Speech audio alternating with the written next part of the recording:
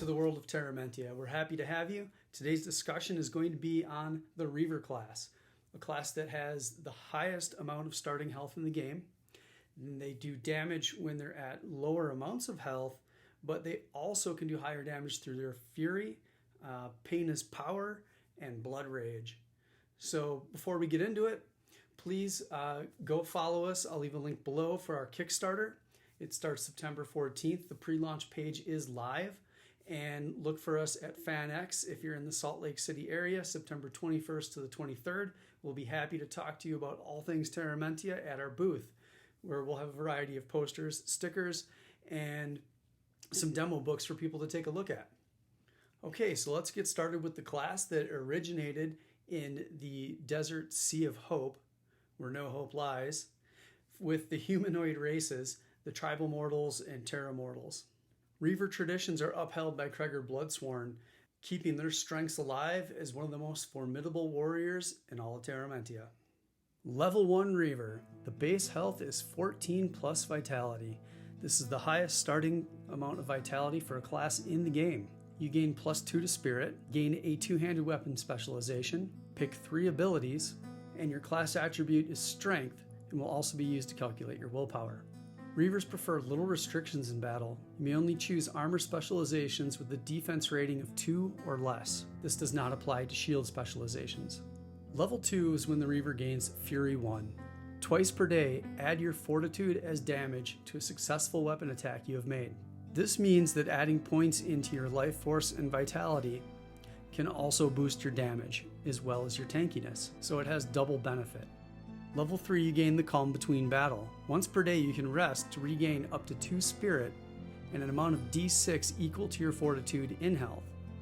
This will not give you more health than your maximum, but you may also reset your Fury ability, so it may be used 1 additional time per day. Level 4 boasts Blood Rage 1. When you are below half health, add +2 damage to one-handed attacks and +4 damage to two-handed attacks. This is a static increase, making your damage very consistent and something you can rely on when you're below half health. Level 5 has Fury 2. You may now use your Fury 3 times per day. And that actually can be 4 if you include the Calm Between Battle. So you have more ways to increase your damage statically besides just being below half health. Level 6 gives you a choice, and this is something we recently changed here throughout testing. You have the choice of two-handed weapons training or dual-wield mastery. Two-handed weapons training, when making an attack with a two-handed weapon you're specialized with, you may spend 1 additional action point to make another attack with the same weapon. Previously, you were able to spend 1 additional action point to stack damage, but when it came to playtesting, we found this actually felt a little bit better. You can't have two-handed weapons training prior to level 6 because it requires 3 action points, and level 6 is when you gain, all classes gain their additional action point. Dual Wield Mastery, the other choice here, says all attacks made while dual wielding weapons you are specialized in, add your specialization damage bonus. One-handed weapons can have devastating damage at level 6 when you can pump out 3 attacks per round. So these changes we've made here really put two-handed weapons training, or two-handed weapons, above them. It really brought some more value to some of the strength builds. Now we do also have two-handed weapons in the game that are finesse. So they're, if you're a true min-maxer, of course, finesse can be a more efficient stat. But we really want strength players to be rewarded as we continue to bring more and more value to that attribute. At level 7, you have Blood Rage 2. Your Blood Rage has blinded you to your condition. In addition to its previous effects, you may now reduce all damage against you by half of your defense number rounded up, while below half health. Moving on to level 8, Pain is Power. Sacrifice half of your current health to double your next damage roll with the weapon this round. So now you can see where Pain is Power can actually play into some combos. If you bring yourself down to half health, you have now triggered your Blood Rage, increasing your damage and increasing some of your survivability. You're going to take less damage, but of course you did sacrifice half of your health to do it. But you can see how the Reaver is growing into this Blood Rage furious warrior. As the class continues to grow up to level 17, You gain things like Reaver's Mastery, gain +1 use of Fury, +1 speed, or +1 vitality. That is a permanent choice. Your blood rage continues to grow, and the amount of times you can use the calm between battle, resetting your uses of Fury. So let's take a look at some of the Reaver abilities. The Reaver is a very specialized class and doesn't have quite as many choices as some of the other ones.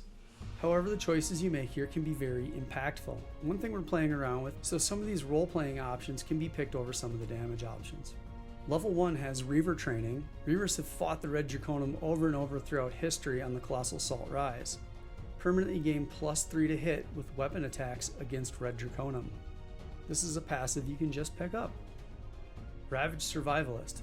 Gain +3 to tracking when in the Ravaged Prominence and when tracking Red Draconum. This is highly specific and maybe for a specific campaign, but it definitely fits the flavor and lore of the class. Ancestral Guidance. For 1 spirit, you see faint echoes of your ancestors guiding you. Gain +6 to an awareness check. Blood Offering. For 1 action point, sacrifice an amount of health equal to your fortitude to gain 1 spirit. And the last choice at level 1 is Knockdown Attack. For 2 action points and 1 spirit, make an attack with your weapon, placing it in just the right spot with enough force to knock down a foe. The target must make a fitness check versus your spirit power or be knocked down. Knockdown targets take increased damage. Level 2 is Volatile Nature. Gain +6 to an intimidation check for 1 spirit. Pain Suppression. 1 action point and 1 spirit. Sacrifice your fortitude and health to make a sanity check. If successful, remove 1 sanity counter. And of course the Reposition ability, which is one of our martial class staples. At level 3 you can have Bloodfire Weapon. When your blood is boiling and you are furious, you can spend 1 action point and 1 spirit. Your currently equipped weapon now deals fire damage instead of physical combat damage for 2 rounds. There's a lot of utility in the ability choices leading up to level 5. And this was done because of the way the class already inherently stacks damage on its own, by just smacking things with big weapons. But at level 5 we're going to make it more fun. You can have Staggering Strike. For 2 action points and 1 spirit, make an attack with your weapon. If it connects, the target takes damage as normal and must make a fortitude check against your spirit power or suffer a -3 to hit on all attacks it makes for 1 round. You can channel Spirit. For 1 action point and 2 spirit, heal yourself for 2d6 plus spirit power. Again, this plays into your fluctuating health and the different benefits you can get from doing that. Calling upon your ancestors to aid you in battle, you might also choose Power Leap. For 1 spirit, before you perform a jump, you may use this ability to add your life force number to the check. Which brings us to Leaping Assault. For 2 action points and 1 spirit, perform a jump at +6, then make 1 attack with your weapon. You must travel a minimum of 10 feet to use this ability. Bloodfire Slash. 3 action points and 2 spirit.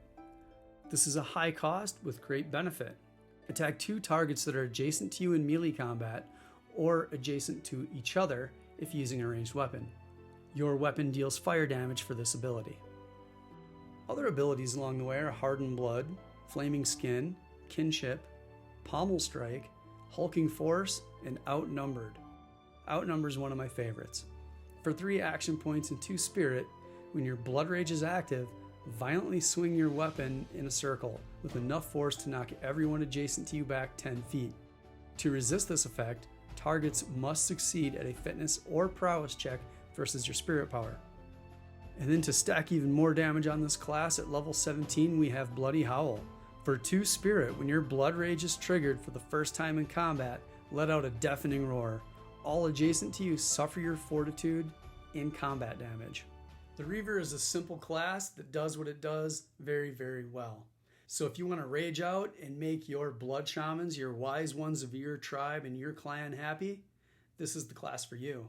Again, unlike many of our other classes, there's far less options here, but still tons of flavor.